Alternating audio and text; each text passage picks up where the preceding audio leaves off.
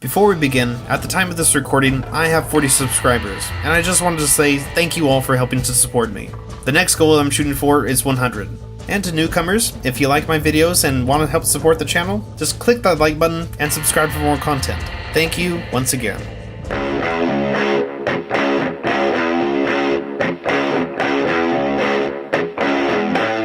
Hello all, I'm Eric the LonePineWolfman with another Red Dead history vid, this time on Cowboys. The quintessential image of the Wild West, cowboy is a name that is interchanged with the time and people of the West to describe them. Everyone is a cowboy. A gunslinger is a cowboy. A bank robber is a cowboy. A lawman is a cowboy. If you lived out west, most people think you're a cowboy. The man with the big hat, with his special horse, singing songs and, well, what did actual cowboys do anyway? Cowboy was a job title. He dealt with duties around the ranch and, well, with cows. The original cowboys were from Mexico, the vaqueros. The type of saddle used, the chaps on the leg, the lasso. Even names like buckaroo, which is a vast mispronunciation of the name, came from the vaqueros of California and the Southwest. The workers on McFarland's ranch are most likely all cowboys. And as John, we did a number of things that cowboys would do, such as breaking horses and herding cattle. Some were good workers and became foremen who lived on the ranch itself, along with the owners, which probably Amos was in the game.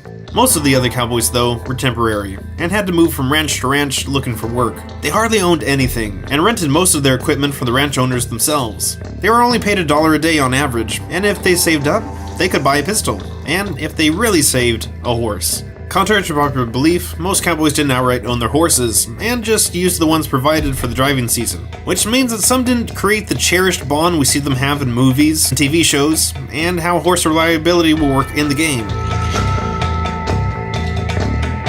Cattle were a big commodity in the late 1800s. The beef bonanza of the 1870s and 1880s meant a lot of investors were trying to get rich by buying up cattle herds or by stealing them from others. And although the cattle market had declined somewhat during the game's time period, beef was still big money. The cattle were raised on big ranches. I mean, sometimes we're talking thousands of acres.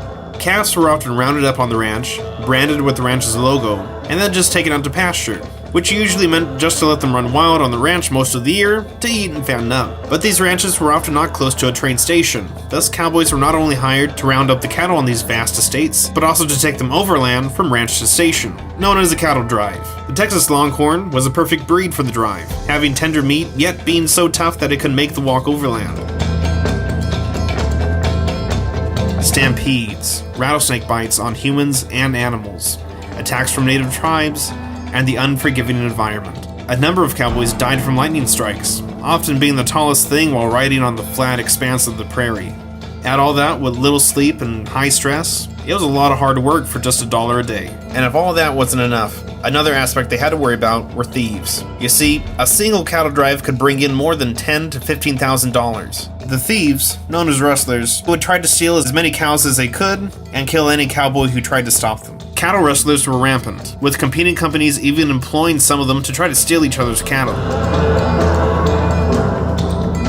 Well, if you read or watched the miniseries Lonesome Dove, it is based loosely on the story of Charles Goodnight and Oliver Loving.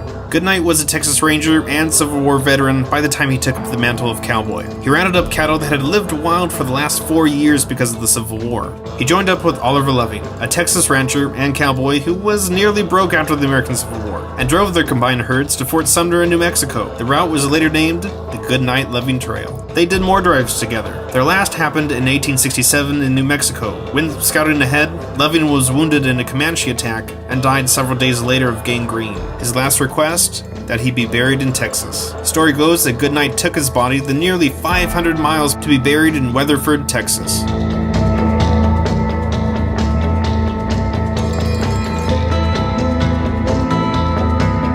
Well, by 1899, with the invention of barbed wire and just more trains in general, the big cattle drives became unnecessary.